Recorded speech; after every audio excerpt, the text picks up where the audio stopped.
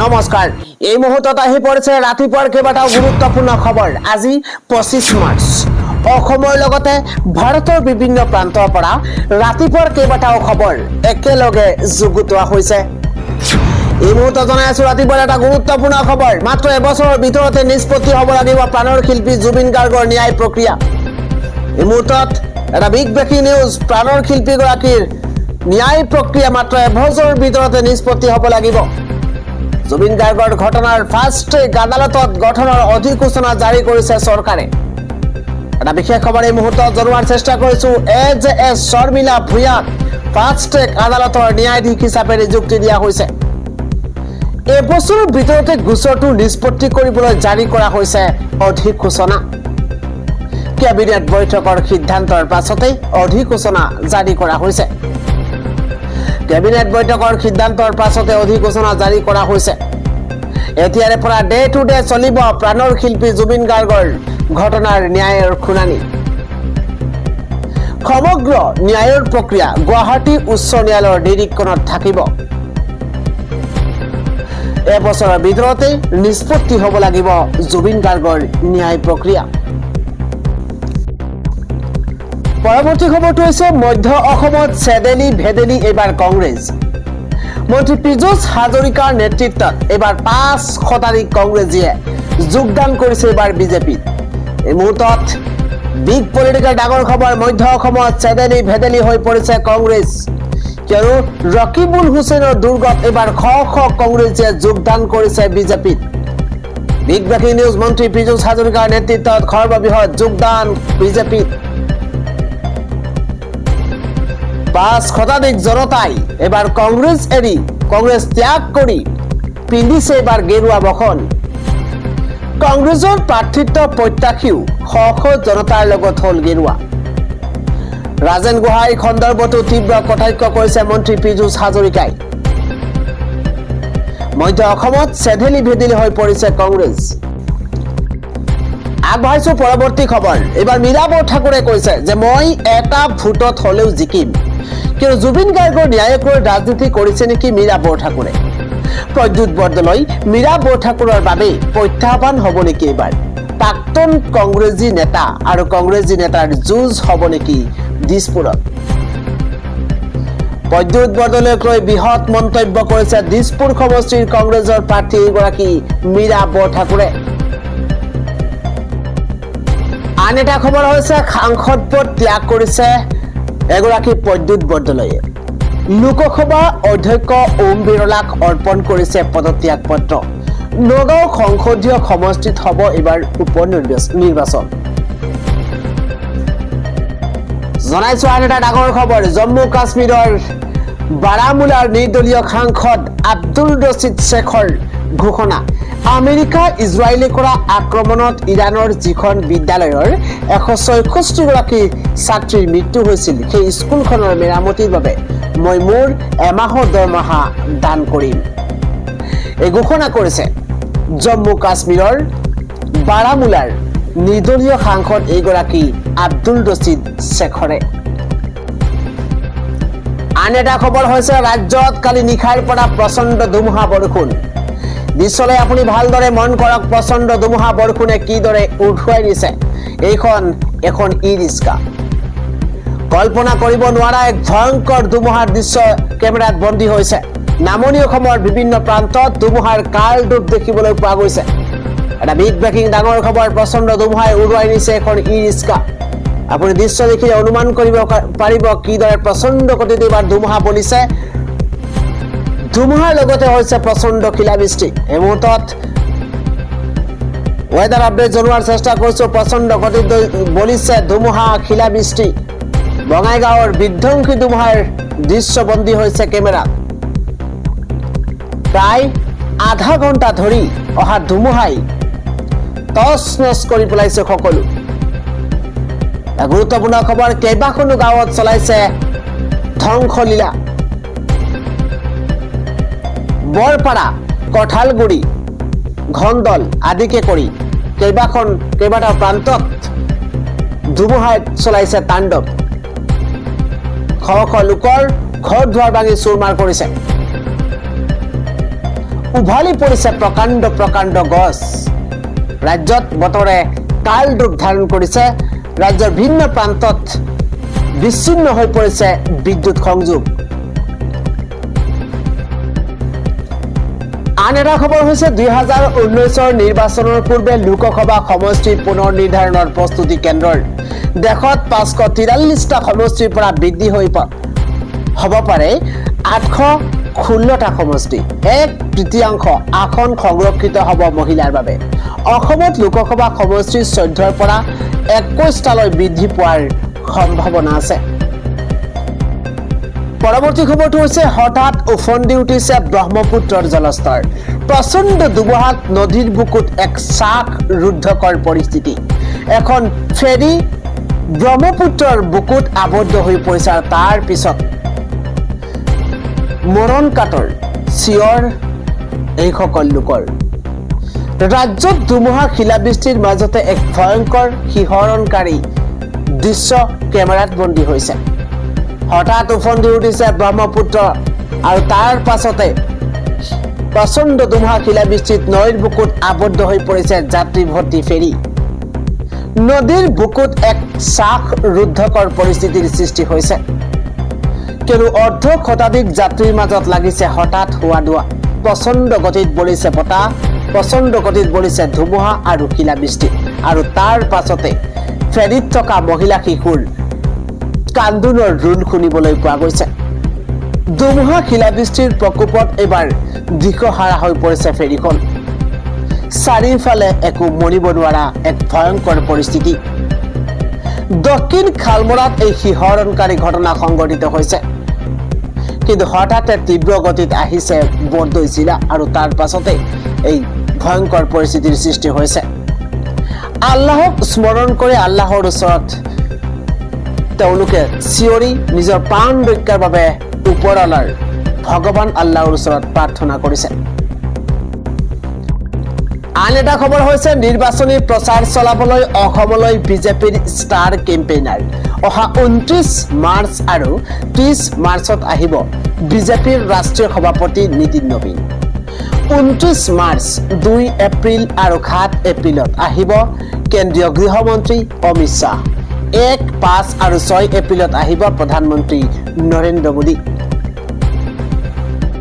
1, 5 আৰু 1 তাৰিখ 5 তাৰিখ আৰু 6 এপ্ৰিলত তিনিটা দিনত অসমলৈ প্ৰধানমন্ত্ৰী নৰেন্দ্ৰ মোদী ৰাজ্যৰ 5টা সমষ্টিত চলাব নিৰ্বাচনী প্ৰচাৰ বিপুৰীয়াত ভূপেন বৰা বিহালীত মুৰীন্দ্ৰ দাস বিশ্বনাথত পল্লৱ লোচন দাস লদুৱাৰত পদ্ম হাজৰিকা আৰু গহপুৰত উৎপল বৰাৰ হৈ প্ৰচাৰ চলাব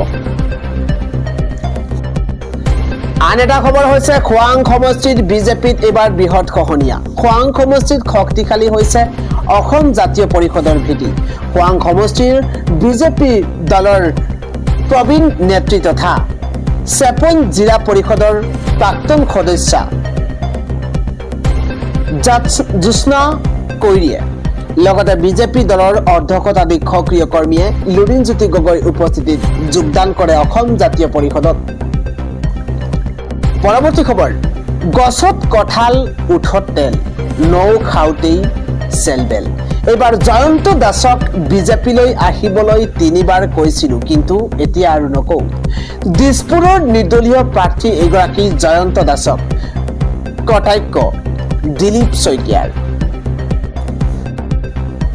আন এটা পলিটিকেল ব্ৰেকিং নিউজ বিজেপিক ভাৰতৰ পৰা আজমলে উৎখাত কৰিব নোৱাৰে বিজেপিক কেৱল ভগৱান আৰু ৰাইজেহে উৎখাত কৰিব পাৰিব পলাশবাৰীত এইদৰে ডাঙৰ মন্তব্য কৰিছে অসম চৰকাৰৰ মন্ত্ৰী পীযুষ হাজৰিকাই আন এটা খবৰ হৈছে ভাৰতত কিমান মজুত আছে ইন্ধন এটা গুৰুত্বপূৰ্ণ খবৰ জনোৱাৰ চেষ্টা কৰিছো কভিডৰ সময়ৰ দৰে এবাৰ আমি সাজুত থাকিব লাগিব সাহসেৰে প্ৰত্যেকটো পৰিস্থিতিৰ সৈতে মোকাবিলা কৰিব লাগিব এটা বিগ ব্ৰেকিং ডাঙৰ খবৰ দেশবাসীক কঠিন সময়ৰ বাৰ্তা দিছে প্ৰধানমন্ত্ৰী নৰেন্দ্ৰ মোদীয়ে হৰমুজ বন্ধ কোনো কাৰণতে গ্ৰহণযোগ্য নহয় বুলি মন্তব্য কৰিছে শান্তিৰ পক্ষত মাত মাতিব ভাৰতে ভাৰতত বছৰি প্ৰয়োজন হয় 33 মিলিয়ন মেট্ৰিক টন এলপিজিৰ বছৰি 235 কোটি সিলিন্ডাৰ ব্যৱহাৰ কৰে দেশবাসীয়ে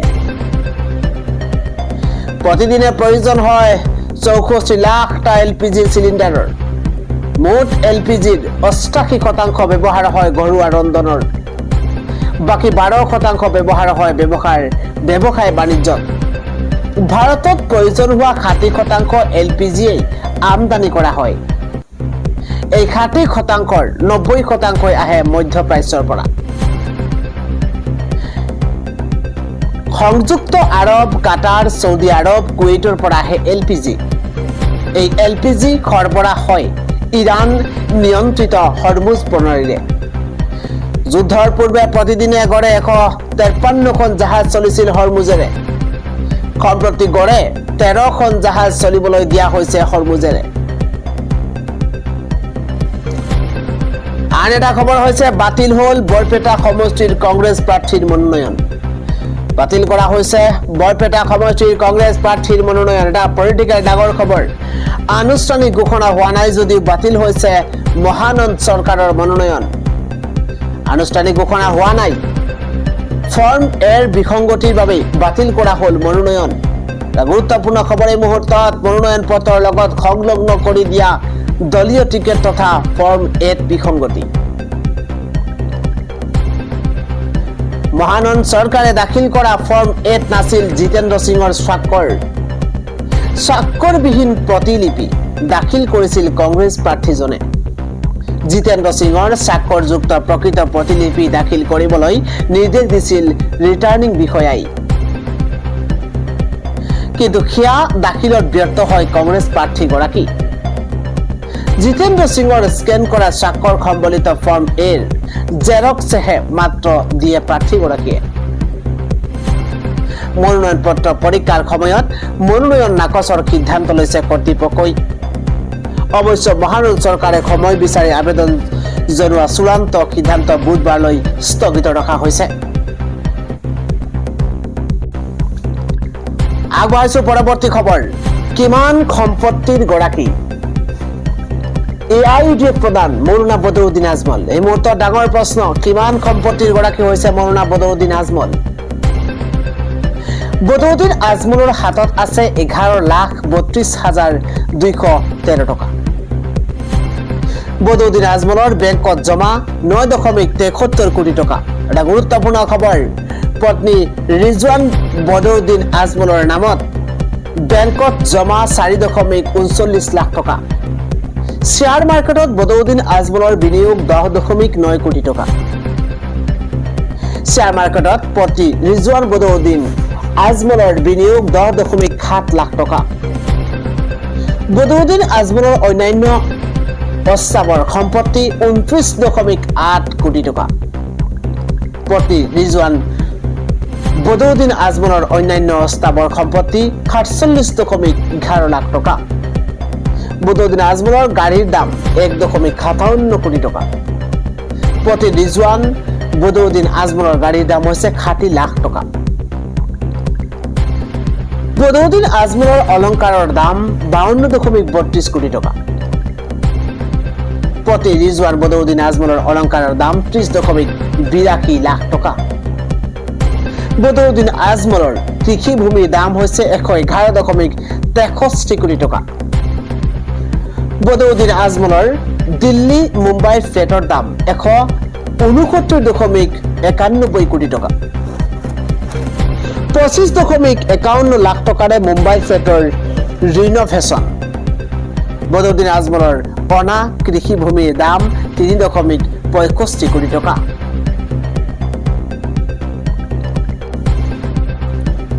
পৰৱৰ্তী খবৰটো হৈছে মুছলমানক নামাজত বাধা। এইবাৰ ঈদগাহ ভাঙি চুৰমাৰ কৰা হৈছে। হিন্দু সংগঠনৰ বিৰুদ্ধে FIR দাখিল কৰা হৈছে।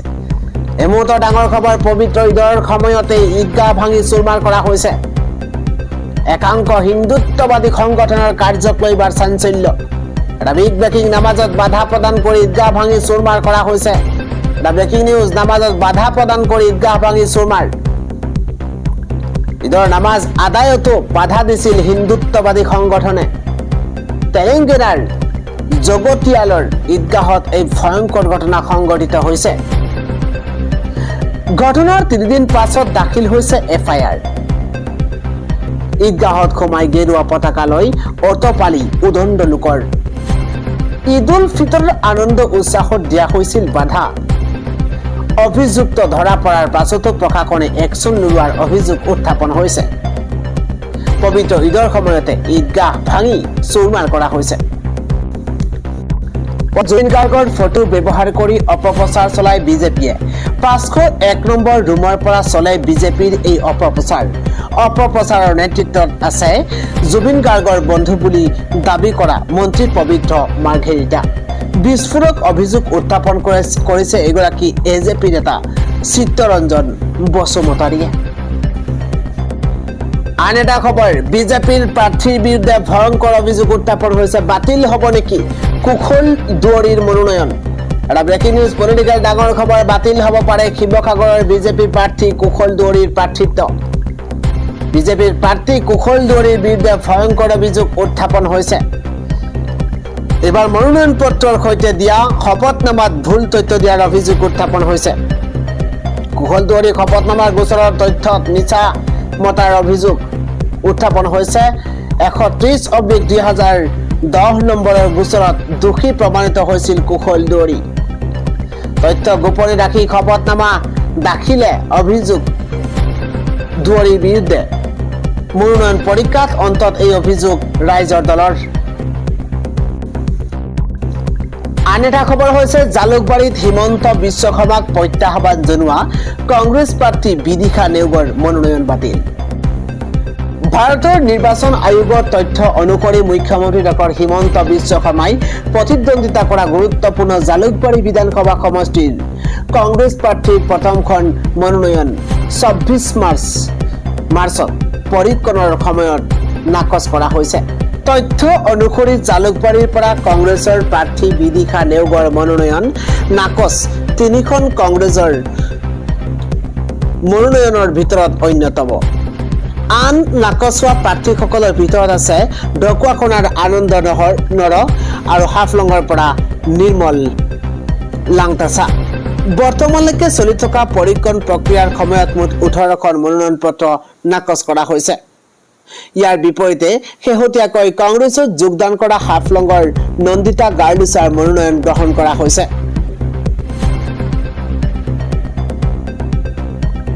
মনোনয়ন পত্ৰ নাকচ কৰাৰ আঁৰৰ কাৰণ এতিয়াও স্পষ্ট কৰা নাই বিষয়াসকলে মুঠতে 126 জনীয়া অসম বিধানসভাৰ বাবে 815 জনৰো অধিক প্ৰাৰ্থীয়ে 1389খন মনোনয়ন পত্ৰ দাখিল কৰিছে 9 এপ্ৰিলত ভোট গ্ৰহণ অনুষ্ঠিত হ'ব আনহাতে 4 মেত ভোট গণনা হ'ব প্ৰাৰ্থিত্ব প্ৰত্যাহাৰৰ অন্তিম তাৰিখ হৈছে 26 মাৰ্চ